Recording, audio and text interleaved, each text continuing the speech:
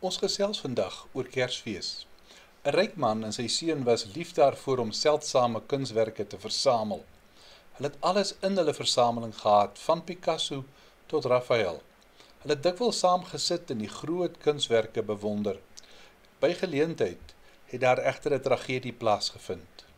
Die seun is oorlede. Die pa was so deur hartseer oorweldig dat hy ook binne 'n paar maande oorlede is. En daar is besluit daar sou 'n groot veiling van hierdie skilderyversameling wees en 'n groot aantal invloedryke mense het bymekaar gekom in die hoop op 'n geleentheid om een van hierdie groot meesters vir hulle versameling te kon in die hande kry. Die veiling het geopen met 'n skildery van die ryk man se seun.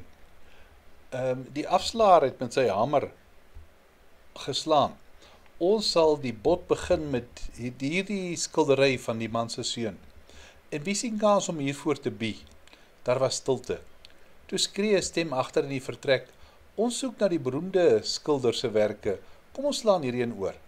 Maar die afslaer het volgehou: "Sal iemand vir hierdie skildery 'n aanbod maak? Wie sal die bod begin?"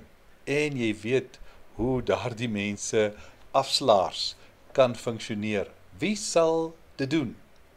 Uiteindelik het 'n stem van agter in die vertrek gekom. Dit was die man en sy seun se tuinier. Hy het vir 'n lang tyd vir hulle gewerk. Hy sê ek sal $10 vir die skildery betaal.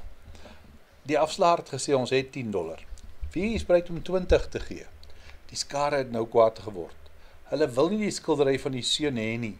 Hulle wou die meer waardige beleggings vir hulle versamelings hê. Die afslaer het met sy hamer geslaan.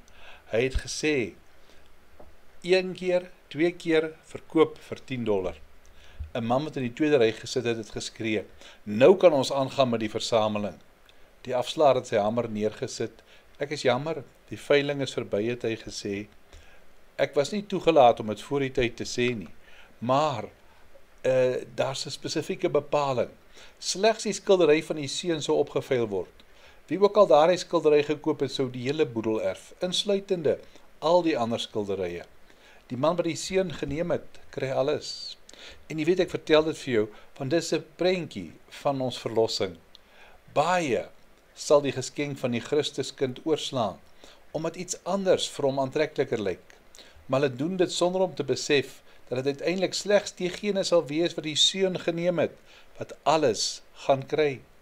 Die meeste geskenke is wonderlik en welkom. En soms kan iemand 'n geskenk kry wat hy sê, dis nie wat ek verwag het nie, maar dis presies wat ek wou hê. En dis wat ons vind in die groot geskenk van Kersfees.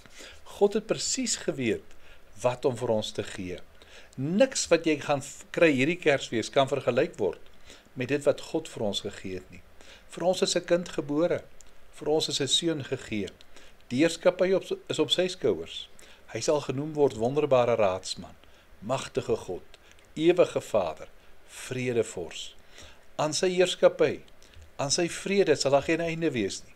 Hy sal regeer op die troon van Dawid en oor sy koninkryk vir ewig. Die ywer van die Here die Almagtige sal dit doen. Kom ons bid saam. Hemelse Vader, dankie vir die groot geskenk van Kersfees. Dat die Here Jesus u liefde aan ons kom openbaar. Amen.